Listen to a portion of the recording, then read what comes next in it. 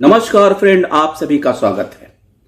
Friends, आज हम इस बात पर डिस्कस करते हैं कि बैंकिंग इंडस्ट्री में 2012 के बाद जो स्पेशल अलाउंस इंट्रोड्यूस किया गया उससे हमारे बैंकर्स जो कार्यरत साथी हैं, वर्किंग हैं अथवा जो रिटायर हैं, उन्हें कितना नुकसान पहुंच रहा है। क्या ये सचमुच ईओबी द्वारा दिए गए लॉलीपॉप जब तक नौकरी में हो आप मिठास चूसते रहो और जैसे ही रिटायर हुए केवल लॉलीपॉप लकड़ी की तरह हाथ में रह जाएगी? फ्रेंड्स, इसका एक एनालिसिस हमारे एक्स बैंकर ने जो रिटायरी हैं उन्होंने किया है और इससे हमें पता चलेगा कि वाकई हमें कितना नुकसान हो रहा है। और इसके बारे में हम उनको भी जागरण करना चाहते हैं, अपने उन वर्किंग एम्प्लॉइज को, कि आने वाले दिनों में उनको कितना नुकसान होने वाला है और उनको भी इसके विरुद्ध आवाज उठानी चाहिए। हर जगह रिटायरीज के साथ भेदभावपूर्ण व्यवहार किया जा रहा है, चाहे पेंशन रेगुलेशन 1995 हो, 100% डीए न्यूट्रलाइजेशन का मामला हो, स्पेशल अलाउंस, ग्रेच्युटी, कम्युटेशन या मेडिकल, हर तरफ से नाइंसाफी हो रही है तथा सुनने वाला कोई नहीं है। हमारे साथ जो हो रहा है उसके लिए हम संघर्षरत हैं। यह सब आने वाले कार्यरत साथियों के साथ ऐसा ना हो सके, इसलिए उनको इस सच्चाई से रूबरू होना पड़ेगा। फ्रेंड्स, कार्यरत साथियों के लिए जन जागरण अभियान चलाना होगा। उनको वास्तविकता का बोध कराना जरूरी है कि कार्यरत साथी आज नहीं जगे तो ईओबीयू के नेता फिर से उनके हाथ में लाली अप्पा पकड़ाकर रिटायरमेंट के समय सब कुछ छीन लेना चाहते हैं। ईओबीयू प्लस आईबीए से दिखने वाले फायदे क्या सचमुच सही हैं या पर्दे के पीछे कार्यरत कर्मचारियों को धोखे में रखा जा रहा है? स्पेशल अलाउंस बनाने का उद्देश्य क्या था? सरकार की ओर से आपके महंगाई भत्ते से नए वेतनमान बनाकर 2012 व 2017 के बीपीएस में 17.5 जो 15% salary increase plus 2.5 load factor से कुल वेतन में बढ़ोतरी देने तथा स्पेशल अलाउंस बनाकर इस बढ़ोतरी को पेंशन के लिए शामिल न करके बढ़ोतरी को रिटायरमेंट पर छीनना स्पेशल अलाउंस बनाने का मूल उद्देश्य है। 2012 में स्पेशल अलाउंस 7.75% था, जो 2017 में बढ़ाकर अप टू स्केल 3 जो 2012 में 7.75% था वो 2017 में 16.4% कर दिया। स्केल 4 एंड 5 जो 2012 में 10% था उसे 19% कर दिया गया। स्केल 6 और 7 में जो पहले 11% था वो 2017 में 20% तक कर दिया गया। 1/11/17 से लागू बीपीएस में आईबीए तथा ईओबीयू ने माना कि 15% की बढ़ोतरी तथा साथ में 2.5% लोड फैक्टर मिलेगा। कुल 17.5% वेतन बढ़ना था, पर आईबीए प्लस ईओबीयू ने क्या किया?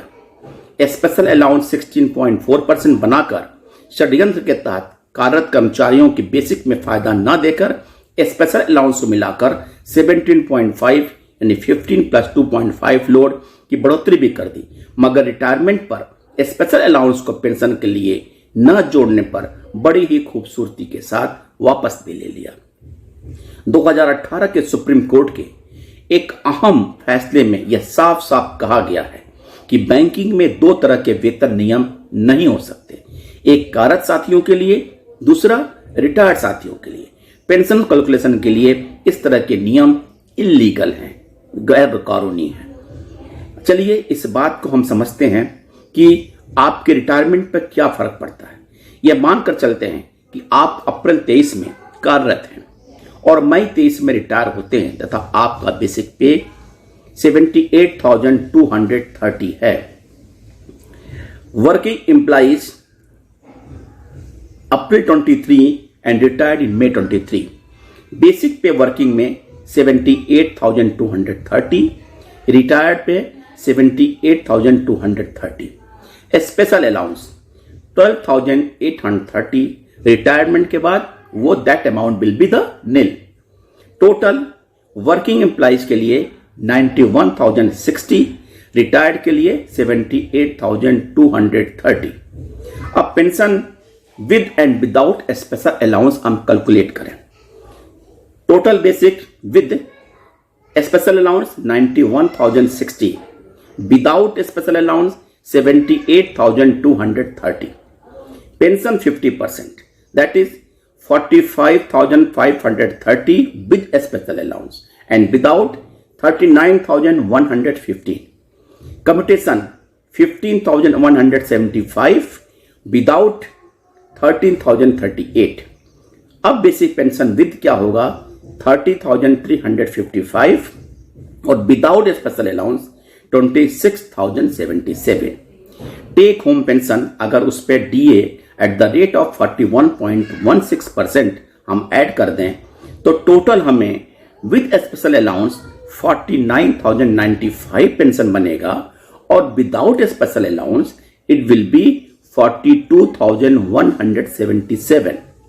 अब डिफरेंस आता है 6,918, यानी एक साल में हर महीने आपको नुकसान 6,918 रुपीज का हो रहा है और एक साल में लगभग 84,000.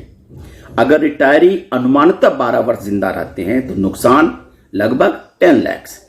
इसके साथ साथ यदि 6,918 को 12 वर्ष में रिकरिंग डिपॉजिट के हिसाब से ब्याज लगाएं तो लगभग 6 लाख रुपए बनेगा, यानी कि आपका कुल नुकसान लगभग 16 लाख रुपए का होगा, plus increase DA up to 12 years plus commutation. आप सब साथी कार्यरत साथी कैलकुलेशन में एक्सपर्ट हैं. आपको हो रहे नुकसान को आप खुद ब खुद कैलकुलेट कर सकते हैं. इसलिए साथियों, जो रियलिटी है उसको पहचानिए और यूनियन से इस तरह का डिमांड करिए कि आने वाले 12th बाइपार्टाइट में स्पेशल अलाउंस का लफड़ा खत्म हो. इसको बेसिक पे में मर्ज होना चाहिए ताकि आपके अधिकारों की रक्षा हो सके और आने वाले दिनों में आप इस प्रकार की नुकसान का भरपाई हो सके. थैंक यू फ्रेंड्स, नमस्कार.